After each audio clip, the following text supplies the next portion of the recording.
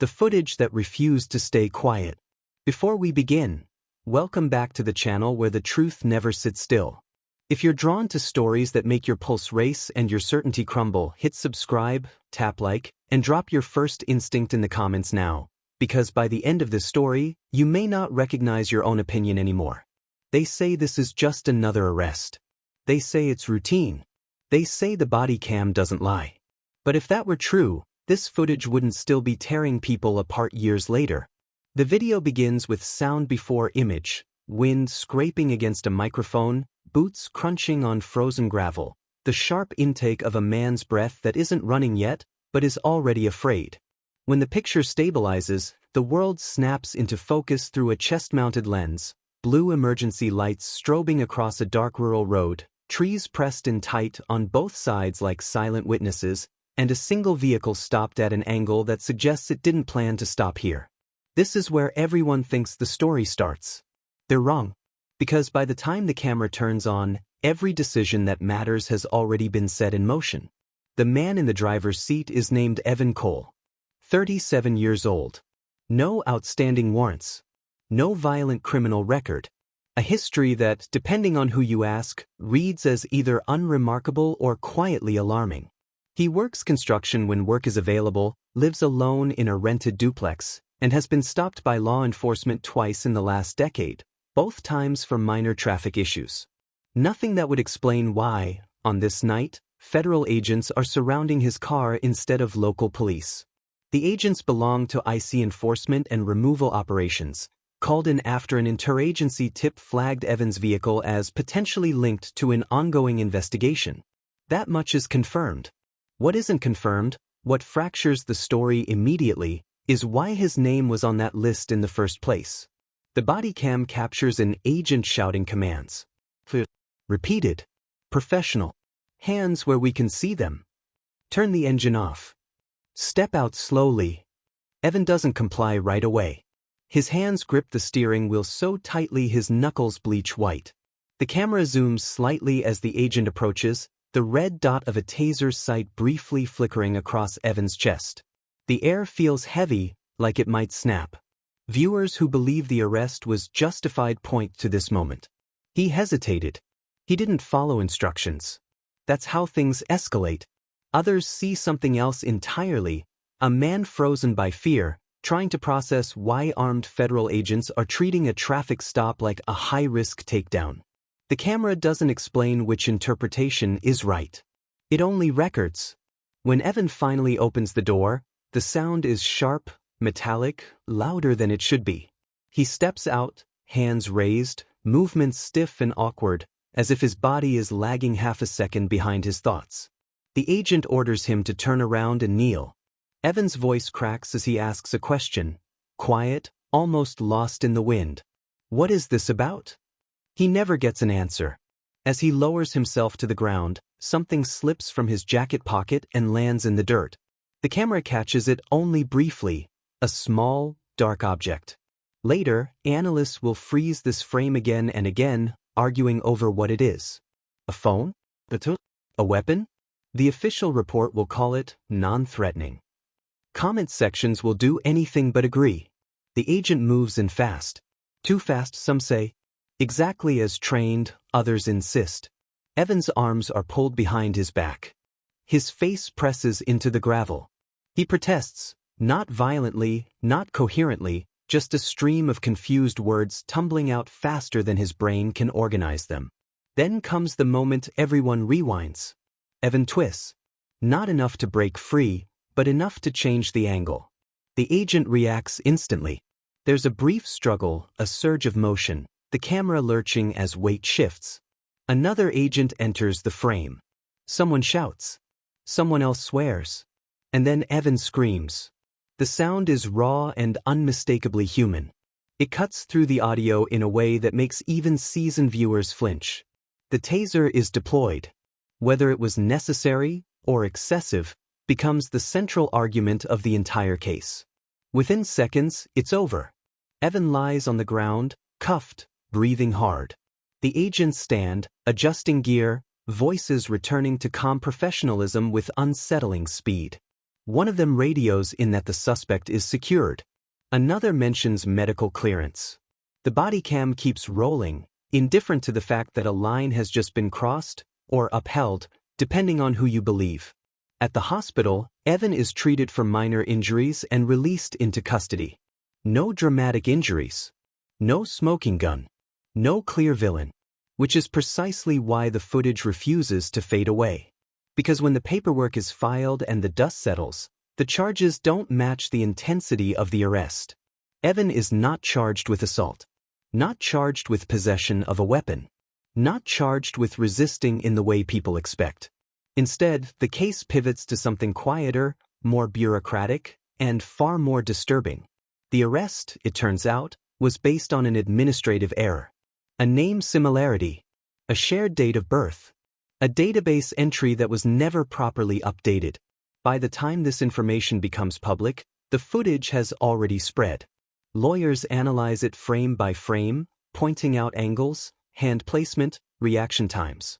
Journalists dissect the timeline, uncovering inconsistencies between reports and video. Former agents defend the actions taken, citing training and threat assessment. Civil rights advocates argue that the escalation was unnecessary from the start. And viewers at home, millions of them, choose sides. Some say the agents did everything right in a dangerous, unpredictable situation. Others say Evan never stood a chance once his name appeared on the wrong screen. What makes the case unbearable isn't what the camera shows, it's what it can't show. It doesn't capture intent. It doesn't reveal fear on both sides. It doesn't explain how a system designed for safety can turn suspicion into certainty in a matter of seconds. As the footage continues to circulate, Evan disappears from public view. He gives no interviews, declines settlement offers, refuses to become a symbol. Those who know him say he changed after that night, more withdrawn, more guarded, as if the lens never really stopped watching. Then, nearly a year later, a journalist files a records request that uncovers something no one was supposed to see. A supplemental report, filed weeks after the arrest, never referenced in the original press release. Inside it is a single paragraph that contradicts the official justification for the stop. And if it's accurate, then everything you think you know about that footage, about who was right, who was wrong, and what justice looks like through a bodycam lens, may be built on a lie. Because the report suggests the agents knew, before they ever turned the camera on, that Evan Cole might not be the man they were looking for. And yet, they moved in anyway. If that sentence just made your stomach drop, stay with me. Because in the next one, we'll follow the paper trail that was never meant to be followed, and uncover why this arrest was allowed to happen, even after doubts had already surfaced. And trust me, this is where the story stops being about one man on a dark road, and starts becoming about all of us. The paper trail that was never meant to be seen. If you're still watching right now, pause for just 1 second and ask yourself this. What would you do if you found out the system already knew it might be wrong, and acted anyway? If that question hit you, tap like, because this chapter is where the story stops being about a single arrest and starts exposing something much bigger. And before we go any further, make sure you're subscribed, because stories like this don't end cleanly, and the next one might make you question everything you thought you understood about justice. The first crack in the official narrative doesn't come from Evan Cole. It doesn't come from a lawsuit. It doesn't even come from a whistleblower. It comes from paperwork. Buried deep inside a federal records archive, accessed only after months of back-and-forth requests, is a supplemental document most viewers never hear about. Not referenced in press statements. Not included in the arrest summary. Not acknowledged when the footage goes viral. Just a quiet addendum, time-stamped, approved, and filed long after the public had already made up its mind. The journalist who finds it is named Marianne Holt, a veteran investigative reporter with a reputation for chasing stories everyone else assumes are finished. She wasn't even looking for Evan Cole at first. She was tracking error rates in interagency data sharing, how often local, state, and federal systems misalign, how long mistakes stay active, and how rarely anyone is held accountable when those mistakes trigger real-world consequences. Evan's name appears as a footnote. At first glance, the document seems harmless. A clarification. A procedural note. But Marianne notices something strange immediately. The timeline doesn't match what the public was told. According to the report, a secondary analyst flagged Evan Cole's profile 12 minutes before agents initiated the stop. The note is short, clinical, and devastating in its implications. Subject shares identifiers with primary target. Probability of misidentification elevated. Further confirmation advised. 12 minutes. In law enforcement terms, 12 minutes is an eternity. Enough time to double-check. Enough time to slow the approach. Enough time to choose observation over confrontation. But that isn't what happened. The body cam footage never mentions the warning. The radio chatter doesn't reflect hesitation. The operational report describes the stop as necessary and time-sensitive, citing risk factors that, according to the data, may not have applied to Evan at all. This is the moment the case fractures permanently. If the agents didn't know about the warning, then the system failed them. If they did know, and moved forward anyway, then the failure is far more uncomfortable. When Marianne publishes her first article, it doesn't explode right away. It simmers. Legal analysts start asking questions on niche forums. A few civil liberties organizations quietly request the full documentation. Former agents weigh in anonymously, split almost evenly down the middle. Some insist that field teams don't always receive last-minute analytical updates. That delays happen. That chaos is part of the job. Others say something chillingly different. They say the warning likely came through. They say someone chose to ignore it. And they say the reason is hiding in plain sight. Because when you follow the chain of command upward, the pressure becomes visible. The operation Evan was mistakenly pulled into wasn't small. It was tied to a multi-state enforcement push already under scrutiny for low arrest yields and high costs. Careers were attached to its success. Metrics mattered. Arrests justified budgets. And pulling back, especially after resources were deployed, wasn't just inconvenient. It was embarrassing. This doesn't prove malice. But it introduces motive. And motive changes how footage is interpreted. If you're watching this and thinking, this feels bigger than one mistake, you're not alone. Drop a comment right now with one word, error, or choice. By the end of this chapter, you'll know which side you're on. As the story grows, Evan Cole remains silent. No interviews. No public statements. But through his attorney, a new detail emerges, one that never appeared in the arrest report or hospital intake forms. During medical clearance, Evan told a nurse he had a panic disorder. Documented. Diagnosed years earlier. Something that could explain his hesitation, his shaking hands, his delayed responses. Something that might have changed how the stop unfolded, if anyone had known. Or if anyone had cared to ask. The nurse's note is real. Time-stamped. But it appears nowhere in the official use of force review. When questioned later, the review board states it was not deemed operationally relevant. That phrase ignites another wave of outrage. Because suddenly, the body cam footage isn't just a video, it's a Rorschach test. Viewers project their beliefs into every movement, every command, every second of silence. Some see professionalism under pressure. Others see tunnel vision fueled by flawed data and institutional momentum. And right in the middle of it all is Evan, still not charged with the crime that justified the stop, still living with the consequences of a moment he didn't understand until it was already over. Marianne keeps digging. What she uncovers next is a pattern. Evan is not the first. In the previous 5 years, at least 14 similar cases surface. Individuals detained or arrested based on shared identifiers, outdated records, or incomplete data synchronization. Most never made the news. Most ended quietly. Settlements signed. NDAs enforced. Lessons supposedly learned. But in Evan's case, the footage escaped containment. And footage changes everything. Because cameras don't just record actions, they expose systems. As internal emails leak through secondary sources, one exchange stands out.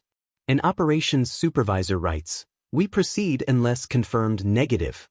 Stand-downs require certainty. Read that again. Unless confirmed negative. The burden of proof isn't on guilt. It's on innocence. And that single operational philosophy explains more than any legal argument ever could.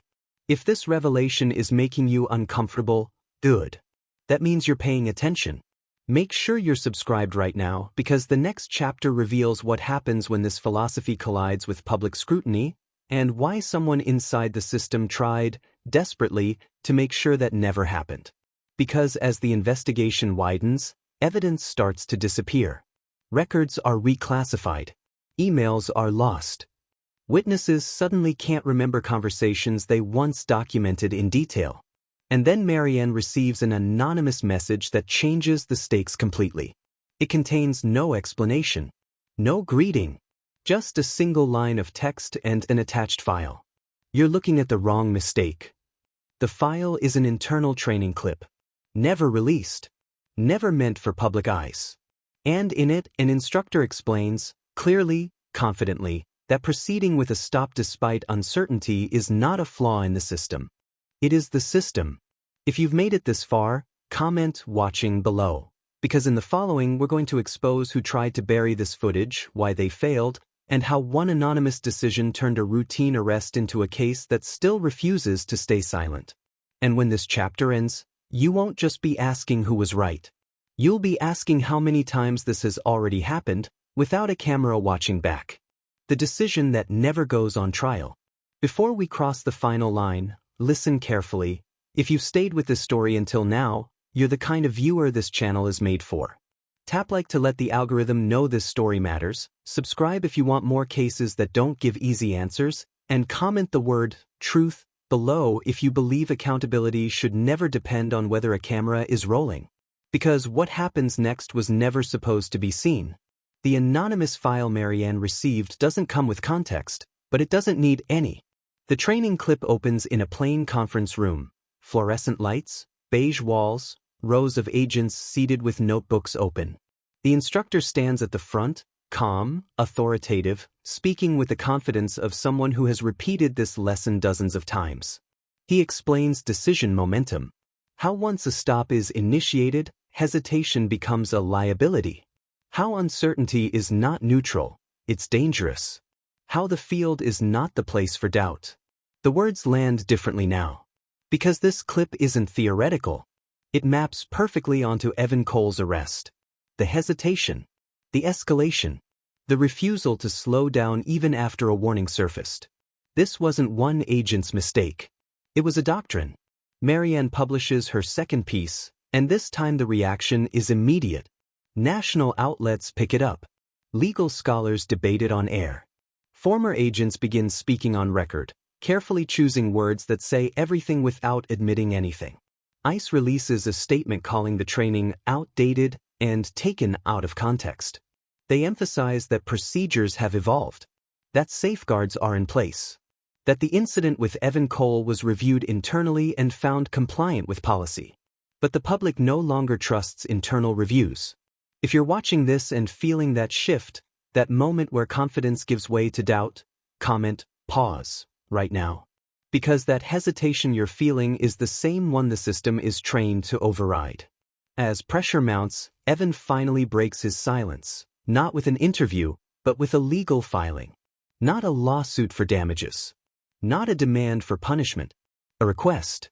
He asks for the footage to be entered into the public record as evidence of systemic risk. He doesn't want money. He doesn't want apologies. He wants acknowledgement that what happened to him wasn't an anomaly, it was a foreseeable outcome. That request terrifies the people who reviewed his case. Because trials are unpredictable. Evidence takes on a life of its own. And once questions are asked under oath, answers don't stay contained. Behind closed doors, negotiations accelerate. A settlement is offered again, larger this time. Confidential. Final. Evan refuses. What he wants can't be settled. As the court considers whether the footage will be admitted, something unexpected happens. A former operations analyst, one who worked the same system that flagged Evan, comes forward with sworn testimony. She confirms what the supplemental report only implied. The warning was seen. The warning was acknowledged. And the decision to proceed was justified internally as operationally acceptable risk. Acceptable to whom? That question never gets answered. Because before the judge can rule, the case is redirected. Jurisdictional complications arise. Standing is challenged. The matter is resolved procedurally, not substantively. The footage remains public, but no legal finding is ever made about the decision itself. No verdict. No precedent. No closure. And that may be the most unsettling outcome of all. If you think justice requires more than technical compliance, hit like right now. It tells this platform that stories without neat endings still deserve to be heard. In the months that follow, changes quietly occur. Training materials are revised. Language is softened. Proceed unless confirmed negative disappears from official slides. A new phrase replaces it, something about discretion, judgment, balance. But the philosophy doesn't vanish. It just learns to speak more carefully. Evan moves out of state. Starts over. People close to him say he avoids traffic stops whenever possible, even as a passenger. He doesn't watch the footage. He doesn't read the comments. He knows that no matter how many times it's replayed, it will never show the one thing that mattered most, the moment someone decided certainty wasn't required. And that decision belongs to no one and everyone at once. Today, the footage still circulates. React videos. Legal breakdowns. Comment wars that stretch on for thousands of replies. Some viewers remain convinced the agents did exactly what they should have. Others believe Evan was failed long before he ever stepped out of his car. Both sides use the same video. That's the truth no one likes to admit. Because the camera didn't solve anything. It exposed a fault line. And every time you watch it, you're forced to choose where you stand. If this story made you question your first instinct, comment, rewatch below. Because this is one of those cases that changes depending on when you see it and who you are when you do. The system calls this a resolved incident. The public calls it a warning. History will likely forget the name Evan Cole altogether. But the process that put him on that road, confident, unyielding, and certain it was justified, continues quietly, efficiently, every day. And somewhere tonight, another name is being flagged. Another warning is being weighed. Another decision is being made before the camera ever turns on. If you're not ready to stop asking questions, subscribe now. Because the next story won't ask whether the footage lies. It will ask what happens when there is no footage at all.